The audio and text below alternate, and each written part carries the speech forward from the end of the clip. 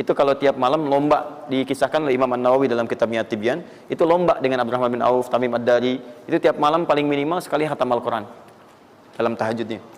Tapi dahsyatnya, besoknya sekiannya itu selalu datang 60, kalau kita sekarang 60 kontainer datang, isinya emas, perak, berlian, macam-macam.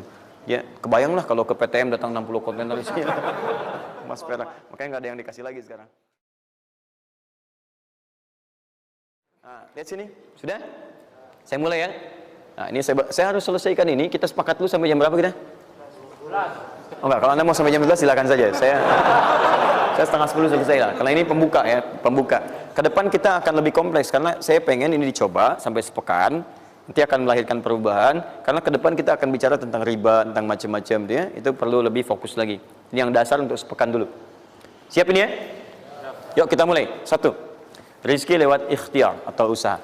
Saya boleh teman-teman sekalian buka ini ya. Ini udah? Ya. Udah. 1 yang lewat usaha itu ikhtiar. Ya, buka Quran surah 39, Quran surah 53 ayat 39. An-Najm ayat 39. Wa allaysa lil insani illa ma sa'a. Wa allaysa lil insani illa ma sa'a. Wa allaysa lil insani, bahkan setiap manusia itu, awas, illa ma sa'a, akan mendapatkan rizki, akan mendapatkan hasil dari apa yang telah ia usahakan dengan sungguh-sungguh. Jadi kalau Anda ingin mendapatkan apapun, mau dapat pahala, dapat rizki, dapat ini, dapat itu, maka semua bergantung yang pertama pada tingkat kesungguhan usaha Anda. Usaha yang serius, yang sungguh-sungguh disebut dengan sa'a, yas'a, sa'yan. Sa'a, yas'a, sa'yan.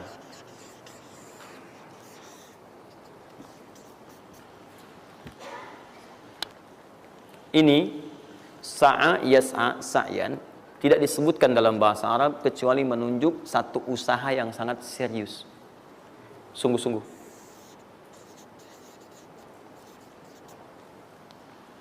Rizki yang pertama ini sifatnya kata Al-Quran, langsung Allah yang menyampaikan. Kalau Anda mau mendapatkan rizki itu, baik yang sifatnya materi, uang, rumah, mobil, pakaian, makanan dan sebagainya, maka Anda mesti serius, usaha. Usaha yang serius. Saya belum bicara bagaimana cara usahanya. Tapi Quran ingin membangun komitmen dulu. Anda mau usaha enggak? Anda usaha, saya kasih kata Allah. Jadi kalau Anda enggak usaha, enggak akan turun rezeki. Ya. Enggak ada rezeki turun dengan cuman diam aja. Enggak ada. Anda mesti usaha. Saat saya berada di Mesir, ada 2 mahasiswa itu saling, mereka paham Quran. Mereka diskusi ingin membuktikan kebenaran Quran. Yang satu cara berpikirnya benar, yang satu keliru. Yang satu berkata, Allah kan sudah jamin rezeki kita akan diberikan, ya kan? Sampai kita wafat sempurna rezeki. Jadi nggak nyari pun pasti dikasih. Cara berpikirnya seperti itu. Ini yang dipakai oleh orang liberal sekarang. Nah, maksudnya logika semacam ini. Yang satu lagi berkata, memang Allah kasih, cuman kita mesti usaha. Dia sebutkan beberapa ayatnya. Yang satu bertahan dengan pendapatnya, dia ingin buktikan, saya masuk nanti ke masjid. Kalau di Timur Tengah itu suka ada zawiyah, tempat-tempat khusus untuk ibadah. Dia masuk ke dalamnya, sembunyi di belakang meja. Nah, di masjid itu suka ada muhsinin, para donatur yang itikaf, kasih makan. Hari pertama semua dikasih, dia tidak, karena ngumpet. Karena perjanjiannya nggak boleh ada usaha apapun. Hari kedua dia masih ngumpet, nggak dikasih, semua dikasih yang ada. Hari ketiga sudah lapar sekali, sudah nggak tahan. Begitu udah dikasihkan, yang muhsinnya tanya, hal min akhar, ada lagi yang lain nggak? DKM jawab karena nggak tahu, kan ngumpet, nggak ada yang lain. Baik, kalau gitu saya kasih ke tempat lain. Karena beranjak mendengar suara itu, dia langsung kasih kode dengan berdahem. Kaget kan DKM. Begitu dibuka ada orang ngumpet di belakang meja, sudah kelaparan. Akhirnya dia ada orang satu lagi di sini, langsung dikasih bagiannya sampai dengan 3 bungkus. Begitu dikasihkan itu, teman yang kedua tadi yang mengatakan mesti ada usaha langsung mengejar pada teman yang bersembunyi. Dan dia katakan, kan saya bilang dari awal, rezeki itu mesti dicari walaupun dengan sama. Saya juga sama, Ustadz pemateri misalnya kan, begitu kehausan ya, dia kan, misal panitia datang, macam-macam lah, misal.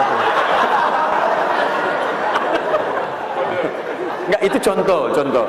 Saya nggak biasa ceramah sambil minum, ya.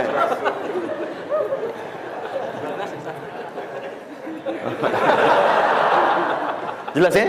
Nah, jadi prinsip yang pertama, kita harus punya komitmen yang kuat dengan Allah. Kata Allah, kerja ya kerja. Kata Allah, usaha ya usaha, jangan diam. Di usaha itu sepanjang keluar yang disebut usaha dari dalam tubuh kita, kaki melangkah, tangan bergerak gitu kan, kemudian mulut berbicara, bersuara, atau telunjuk menunjuk aja, ada usaha, rezeki turun. Apa butuh pembuktian lagi? Tuh lihat di beberapa belokan-belokan tuh, cuman orang begini aja, prit, 1.000, makasih Pak, 2.000, makasih bos, kan? 5.000, paman. Om. Wah, jelas ya, paham ya? Nah, ini yang pertama, usaha yang serius. Nah, ini langsung dicontohkan oleh Allah. Bahkan kalau Anda serius, nah perhatikan, ini jejaknya langsung ditemukan dan diabadikan dalam Al-Quran. Ada beberapa tahapan yang mesti kita tahu. 1, 2, 3. Perhatikan cara keseriusan yang digambarkan dalam Al-Quran. Teman-teman, kalau saya sebutkan sa'ah dalam Al-Quran, mungkin agak banyak kita mencarinya, butuh energi. Tapi kalau saya ilustrasikan begini, antum insya Allah akan lebih cepat menemukan. Kalau kita haji atau umrah, kemudian ada ritual setelah tawaf, namanya apa? Sa'i.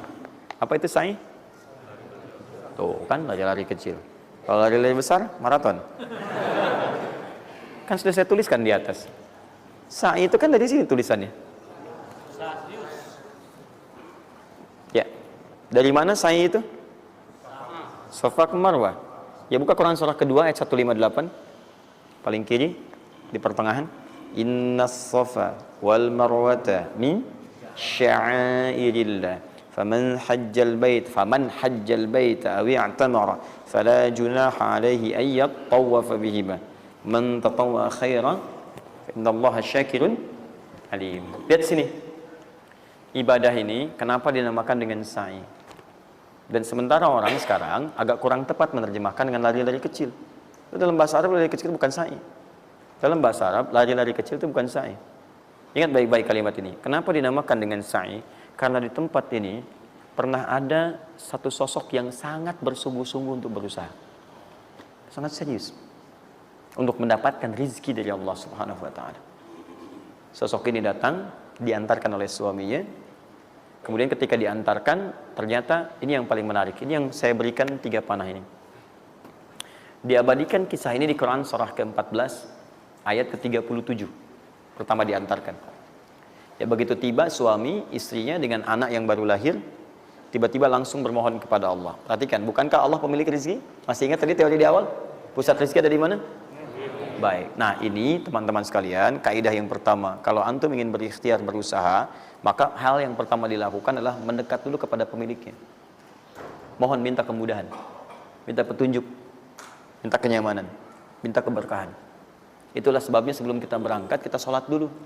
Sholat subuh, sholat fajar, menghadap, usahakan. Makanya Nabi setelah selesai sholat, itu selalu meminta kepada Allah diberikan petunjuk mendapatkan rezeki. Ya, yang di Ibnu Majah hadis 925 itu, Allahumma inni as'aluka ilman nafi'a wa rizqan thayyiba wa amalan mutaqabbala. Minta.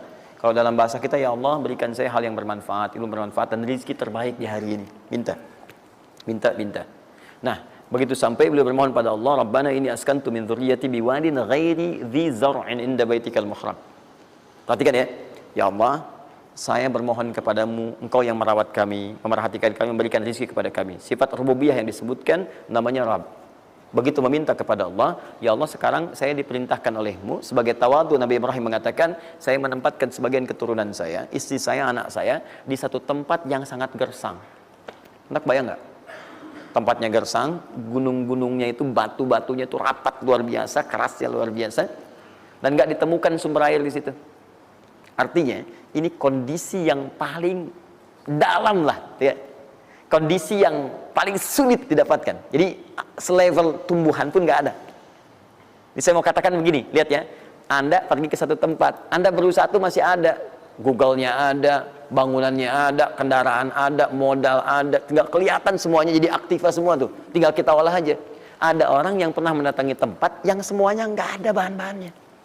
Bayang ya? Kosong. Tuh, saya pernah satu kali waktu ada krisis itu beberapa ke belakang, itu semua showroom macam-macam itu pada jatuh. Dan saya diundang ke Hyundai untuk ngasih motivasi, ngasih training. Pertama kali saya dibawa itu, teman-teman sekalian, saya dibawa ke showroom mereka, selapangan tuh, isinya mobil semua. Mobil, apa perkataan pertamanya? Kata manajernya, Ustaz, itu biasanya kami kosong nih. Sekarang banyak seperti ini katanya. Mohon nanti diberikan gambaran seperti apa kami mesti semangat macamnya. Saya bilang, Pak, Bapak itu luar biasa ya. Tahu nggak Pak, orang yang pertama kali menemukan mobil, jangankan mobil begininya, bahannya aja susah nyarinya. Masuk kemudian ke showroom aja nggak ada, di belakang rumahnya cuma otak-atik cari bahan macam-macam, jadi yang sederhana. Ya dari situ aja jadi mobil. Bapak sekarang udah ada mobilnya, tinggal dipasarin aja. Nah sekarang banyak orang banyak mengeluh. Nabi Ibrahim dulu cuma bawa istrinya ke tempat yang gersang luar biasa, nggak ada potensi apa-apa, materinya kosong, itu gersang, tumbuhan nggak tumbuh. Apa yang terjadi? Begitu sampai di situ, satu kalimat ketika meninggalkan Ibrahim istrinya Sayyidah Hajar dengan anaknya Ismail alaihissalam, maka pertanyaan pertama dalam satu riwayat, ahadza min amrillah, apakah semua ini ketetapan Allah? Maka dijawab bala. Perhatikan prinsipnya, selama ini ketetapan Allah, maka Allah tidak akan menyia-nyiakan saya. Dan rizki telah Allah tetapkan kepada kita, maka Allah tidak akan pernah menyia-nyiakan kita. Paham ya? Jadi kalau Anda ditempatkan di kondisi apapun, bahkan mulai belum bekerja, baru lulus kuliah, bahkan mulai baru membuat satu bisnis misalnya, atau macam-macam halnya, ingat, ada yang lebih buruk kondisinya daripada Anda, yang semua bahannya bahkan belum didapatkan. Dan dia yakin dengan Allah. Sepanjang Anda punya Allah, maka semua akan mudah bagi Anda. Ini prinsip yang pertama. Jelas ya? Nah, kalau sudah paham sampai sini, belum berhenti karena ada komitmen untuk usaha. Apa usahanya? Maka Ismail menangis satu saat, dan Allah tetapkan ASInya nggak keluar dari ibunya. Begitu tidak keluar, nah anak ini kan pasti bergejolak. Tangan bergerak, kaki bergerak, disimpan di bawah. Saat bergerak itu kakinya menghunjam ke tanah, tangan bergerak, nggak keluar apapun. Ibunya ini yang menempuh usaha yang sangat serius untuk mencari. Dia tahu kalau cuma diam nggak akan datang. Maka ibunya menerapkan satu ketentuan pertama yang nanti diabadikan dalam Al-Quran, yaitu teori rezeki dengan ikhtiar, mencari cara yang serius. Nah, cuma apa yang akan kita keluarkan saat ini terlepas dari usaha apapun yang Anda kerjakan saat ini. Tapi teori dasarnya adalah ketika Anda menempuh usaha yang serius ini, ada beberapa tahapan yang mesti Anda lalui. Persoalannya, waktu saya sudah habis 9:30. Nah, saya mau minta sedikit aja, boleh nggak saya tambah 5-10 menit? Alhamdulillah. Nah, satu, saya agak cepat ya, saya agak cepat. Satu. Nah, yang pertama beliau lakukan, beliau kemudian mencari itu dengan semangat, naik ke satu bukit. Naik. Bukit apa namanya? Kapan bukit itu dinamai dengan Sofa? Ini persoalannya. Belakangan kan? Belakangan, setelah itu bukit Sofa. Dari mana munculnya Sofa? Sofa itu kan kalau kita gali dari akar katanya, ya berasal dari kata tasfiyah.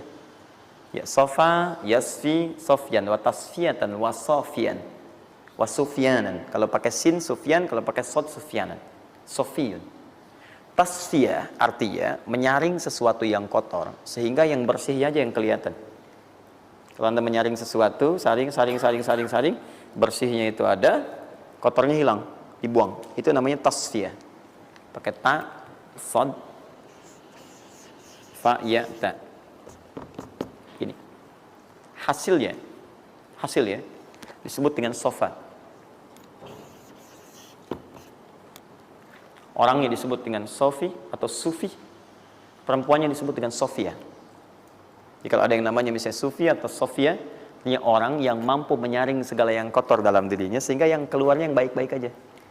Kalau bicara ada yang provokasi, mau ngucapan yang kotor dia tahan, keluarnya yang baik. Mau melihat ada yang kotor dia palingkan, dia yang baik. Itu Sofia. Perempuannya, laki-lakinya Sofi, ya, atau Sufi. Baik. Nah, Sofa, kenapa disebut dengan Sofa bukitnya? Karena pada saat itu, walaupun tidak ada modal, situasinya sulit, beliau bisa menyaring keadaan dirinya, sehingga menghilangkan yang kotor-kotor dalam benaknya, dan yang ada cuma prasangka baik kepada Allah Subhanahu wa Ta'ala. Maksudnya Pak, kalau Anda ingin memulai usaha, sehebat apapun, walaupun nggak ada modal, nggak ada apapun, hal pertama modal terbaik yang Anda mesti lakukan adalah berprasangka baiklah kepada Allah Subhanahu wa Ta'ala. Sofa. Positive thinking kepada Allah. Allah sudah janjikan kepada saya, maka saya akan memenuhi apa yang Allah perintahkan, dan akhirnya Allah memberikan apa yang dijanjikan. Betul ya? Kalau Anda memulai dengan perasaan yang baik, yang positif, nanti Allah akan angkat Anda berada di puncak seperti Sayyidah Hajar naik ke atas bukit itu. Jelas ya? Dan perasaan Anda pun akan enak. Tapi kalau belum apa-apa Anda sudah negative thinking kepada Allah, maka mohon maaf, jangankan rizkinya, maka usaha Anda pun tidak akan maksimal, effortnya akan sangat kurang. Anda baru mau ke kantor, terus tiba-tiba melihat mendung, ya, terus orang udah mulai macet, terus negatif muncul di situ, ya, mendung. Macet. Terus apakah dengan mengatakan ya mendung dan macet kemudian macet itu akan terurai, mendung itu akan sirna? Tidak. Sampai Anda bikin status pun nggak akan pernah kelar. Ceklik hari ini Bekasi macet, terus Anda ngapain? Jadi kalau Anda mau mengawali sesuatu, maka positive thinking kepada Allah. Bismillah, Allah yang bikin mendung, Allah yang bikin terang, nggak ada bedanya. Bismillah, saya diperintahkan, saya jalan. Tak bisa, kemudian saya coba cari alternatif. Macam Anda usaha. Paham ya? Nah, kemudian, bukankah seseorang berusaha itu ingin mendapatkan sesuatu? Puncak hal yang diinginkan, yang diharapkan itu bentuknya rizki. Tapi, sifat ingin mendapatkan sesuatu, puncaknya disebut dengan marwah namanya. Sesuatu yang sangat diharap, diinginkan. Marwah. Perhatikan baik-baik. Ya. Saya mau tanya begini. Dari sofa ke marwah, berusaha dengan serius Sayyidah Hajar. Lihat sini, sofa itu kan di atas kan, terus turun kan, turun, tahan sini. Begitu ke sini, ngelihat ada peluang di sini, terlihat seperti ada oase, maka dipercepat jalannya. Makanya di sini sekarang ada tanda lampu hijau. Ya, begitu nyampe sini untuk laki-laki lari-lari kecil, perempuan jalan cepat. Ini karena ibadah yang disebut dengan sa'i sering diartikan dengan lari-lari kecil. Ini berlari ini teman-teman, jalan cepat ibu. Ini sesungguhnya awalnya ini melihat di sini seperti peluang ada oase di sini di marwah. Banyak air. Maka dipercepat jalannya. Sampai di batas ini ragu lagi. Betul nggak ya? Apa cuma fata morgana? Tapi yang paling dahsyat adalah dia memastikan dengan ikhtiarnya. Saya mesti pastikan dulu, jangan menduga-duga. Dikejar sampai ke atas. Begitu kepastiannya tidak ada sama sekali. Ternyata fata morgana saja. Dari sini balik lagi, mungkin di sini ada. Ya, balik lagi ke tempat tadi, balik dilihat sini kayak ada betul di sini. Balik nyampe sini fata morgana. Bolak-balik, bolak-balik, bolak-balik sampai dengan 7 kali. Ya, dari sini ke sini 1. Sini ke sini 2. Ini 3, 4, 5, 6, 7. Ingat, sofa selalu genap, marwah selalu ganjil. Kalau Anda umrah, kemudian tiba-tiba Anda merasa berakhir selesai, tapi posisi Anda di sofa kemungkinan cuma 2. Kalau bukan Anda kurang baru 6 kali, atau Anda terlampau soleh 8 kali. Pasti di sini. Nah, apa hikmahnya? Proses ini disebut dengan sa'i. Perhatikan baik-baik. Tahan, fokus. Ketika Anda berusaha teman-teman, maka mulailah dengan berpositive thinking kepada Allah. Tapi ingat, usaha Anda tidak akan selamanya ada di atas. Mungkin suatu saat akan turun. Kan? Mungkin Anda ada di puncak. Mungkin suatu saat Anda turun. Mungkin kadang ada di puncak. Kadang stabil aja. Tapi kalau Anda melihat peluang, cepat kejar selama peluang itu baik. Itulah yang dimaksud dengan kompetisi yang sehat. Anda dapatkan kejar. Ada tender, ikut tender dengan cara yang baik, cara yang normal. Ikut. Kalaupun bukan rezeki Anda, nggak ada masalah. Dan jangan pernah macam-macam lah. Saya dah Hajar kan nggak pernah nyogok sama malaikat. Malaikat cepat sini dah gitu. Saya kan di sini Nabi gitu kan. Kau minta apa saya kasih, kan nggak pernah. Ya biasa aja bolak-balik. Ya walaupun mungkin ketika Anda kejar itu bukan bagian Anda, mungkin cuma fata morgana, nggak ada masalah. Saya kasih rahasia besarnya. Sepanjang Anda betul-betul ikhtiar dilakukan karena Allah, maka perhatikan baik-baik. Kadang-kadang Allah seakan menunda apa yang menjadi hak Anda, bukan ingin menunda dan membiarkan Anda tidak mendapatkan sesuatu, tapi ingin memberikan semua nikmat secara sempurna. Karena di atas itu ada nikmat pahala, ada nikmat doa, ada nikmat istighfar, ada nikmat usaha, dan nikmat hasil yang tiada terputus. Tidak terputus. Lihat sini. Kalau antum sehari berusaha, nggak dapat apa-apa. Memang, mohon maaf, hasilnya belum dapat diraih, belum dilihat tuh. Tapi bukankah pada saat itu doa antum akan bertambah? Bukankah malamnya salatnya nambah? Tahajud. Bukankah di situ kadang-kadang kita istighfar, ya Allah, Teman-teman, bukankah istighfar menggugurkan dosa? Bukankah berdoa menambah harapan, mengakumulasikan sesuatu? Bukankah tahajud menambah pahala lagi? Kadang-kadang yang diinginkan oleh Allah pertama kali bukan dunia dulu. Ketika Allah mencintai seorang hamba, dia akan berikan pahala akhirat dulu. Karena dunia itu sifatnya sementara. Hei fulan, kamu kemana aja? Kemarin kamu jauh dari saya, baru sekarang kamu pikir dekat dengan saya. Saya nggak pengen kasih dunia dulu, dunia itu kecil. Kalaupun di seekor sayap samuk sebelahnya, sebelah sayap nyamuk ada dunia itu ada nilainya, saya kasih buat kamu deh, nggak ada nilainya. Ya, karena itu saya ingin kamu akhirat sempurna dulu. Saya ampuni dulu dosa-dosa kamu yang kemarin. Begitu sudah diampuni, hari kedua istighfar lagi diampuni, saya kasih pahala yang banyak. Begitu pahala udah dapat, dosa udah diampuni, baru dunia diakumulasikan. Karena hukum dunia itu, kalau antum usaha akan terus diberikan. Jadi nggak ada yang nggak dikasih. Jadi kalau antum sehari bekerja ini, kelihatannya nggak dapat apa-apa, bukan nggak dapat apa-apa, disimpan untuk diakumulasikan. Nanti dosa antum tuh udah hilang, amalan udah banyak, antum dapat banyak. Kadang-kadang nggak sadar kalau saat dapat banyak itu sebetulnya itu hasil usaha antum sebelumnya. Itu teorinya begitu. Ya, jadi nggak ada yang nggak dapat apa-apa, semua akan dinilai. Sepanjang antum bergerak dikasih, dan antum buktinya hidup juga. Sampai ke hari itu kan masih hidup, bisa makan juga di hari itu. Bisa beraktivitas juga, sehat juga dan sebagainya. Belum dapat apa. Makanya kata Nabi, yang hari itu ada makanan, dia orang kaya sebetulnya. Kalau besok masih ada lagi, kaya banget. Antum sampai sebulan masih ada cadangan. Kenapa kita mesti berkeluh kesah? Dan belum tentu hidup juga sampai besok. Yang antum mau ngumpulin apa? Nah, maka prinsip yang terbaik adalah ketika antum berikhtiar, ikhtiar usaha yang maksimal. Tapi jangan khawatir kalau antum kerja sehari nggak dapat, 2 hari belum ada usaha. Jangan khawatir teman-teman sekalian. Rumus yang mengatakan semua ketika badan bergerak maka rezeki dituliskan untuk keluar. Tapi kadang-kadang ada yang Allah inginkan lebih besar dari apa yang Anda harapkan. Apa yang Allah harapkan ikutkan ke situ, maka Anda akan mendapatkan akumulasi bagiannya. Itu yang dilakukan oleh Sayyidah Hajar. Begitu beliau kemudian naik ke Marwah nggak dapat, naik ke Safa nggak dapat. Apa pernah tertuliskan dalam riwayat sedikit aja Sayyidah Hajar mengeluh? Tunjukkan kepada saya kitab mana yang pernah menunjukkan riwayat ketika bolak-balik itu kemudian Sayyidah Hajar berkata, ya Allah, saya kan istri Nabi, saya kesini memenuhi perintahmu ya Allah, ini udah capek kenapa belum turun juga? Pernah nggak? Kedua, ketiga, keempat, kelima sampai ke yang ketujuh, begitu sampai di Marwah baru kemudian diakumulasikanlah itu. Apa yang terjadi? Ibunya yang usaha bolak-balik, akhirnya keluar dari mana? Anaknya, kakinya kemudian menghentak lagi, tiba-tiba keluar air dari situ. Pertanyaan saya, ibu yang lebih tahu di belakang, kan kalau anak itu sedang haus, pasti tangan kakinya bergerak kan? Kenapa saat pertama disimpan bergerak, airnya keluar? Sudah 7 kali bolak-balik, baru air keluar. Silakan lihat riwayatnya. Pada hentakan itu, ketika 7 kali ibunya bolak-balik, malaikat mengepakkan sayapnya. Itu yang menghantam air dan keluar air. Malaikat yang ditugaskan Allah memberikan rezeki namanya Mikail. Itu ada di Quran surah kedua ayat ke-98. Ya, man kana aduwwan lillahi wa malaikati wa rusuli wa jibril wa mikail. Mikail. Di antara tugas Mikail oleh Allah ditugaskan untuk memberikan rezeki. Yang paling menarik, perhatikan baik-baik. Begitu airnya keluar, ibunya sedang di Marwah, sedang berdoa nih. Makanya kalau sa'i di sofa ngadep ke kiblat berdoa dulu, ke Marwah ngadep ke kiblat berdoa dulu. Begitu sedang berdoa nyampe ke Marwah yang ketujuh, anaknya lebih kencang menangisnya. Ibunya mendengar suara nggak biasa, dikejar ke sini. Begitu kejar ada air. Apa kata ibunya? Lihat kalimatnya. Zam, zam, zam, zam. Ibunya tidak mengatakan ijma, tapi zam, zam, zam, zam. Zam itu artinya kumpul jangan berhenti, kumpul jangan berhenti, kumpul jangan berhenti. Sampai sekarang air itu tidak pernah berhenti.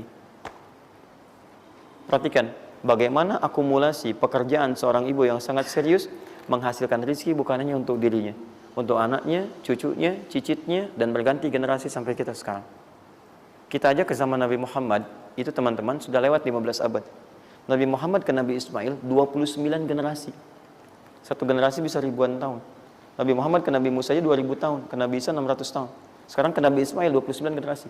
Muhammad bin Abdullah bin Abdul Muttalib bin Hashim bin Abdul Manaf bin Qusay bin Murrah bin Kilab bin Ka'ab bin Ghalib bin Fihir bin Malik bin Nadar bin Kinana bin Khuzaimah bin Mudrika bin Ilyas alaihi salam bin Nizar bin Mudar bin Ma'ad bin Addan bin Adi bin Adri ya bin Muqawwam bin Nahur bin Tari bin Ya'rub bin Yasub bin Nabit bin Ismail alaihi salam. 29 generasi. Yang bisa mengulang 29 ini saya bebaskan paspornya untuk menghafal Quran di pekan depan. Silakan. Boleh, silakan. Tapi kalau salah satu tambah satu ayat. Jelas? Terakumulasi. Maka boleh jadi Kita berusaha bekerja, sehari belum dapat, 2 hari dagang belum dapat, tenang. Begitu antum 3 hari, tiba-tiba dagangan diborong habis. Itu sebetulnya usaha antum yang sebelumnya. Tapi antum dapat bonus ampunan dosa, pahala, macam-macam. Maka jangan mengeluh. Dan jangan pernah antum sekali-kali, awas ya, awas. Mengeluarkan kata-kata yang seakan-akan Allah menghentikan rezeki antum. Maka disitulah kesulitan paling sulit akan antum awali. Ya Allah, apa engkau nggak sayang dengan saya? Saya perlu usaha apa lagi? Kenapa belum diberikan juga?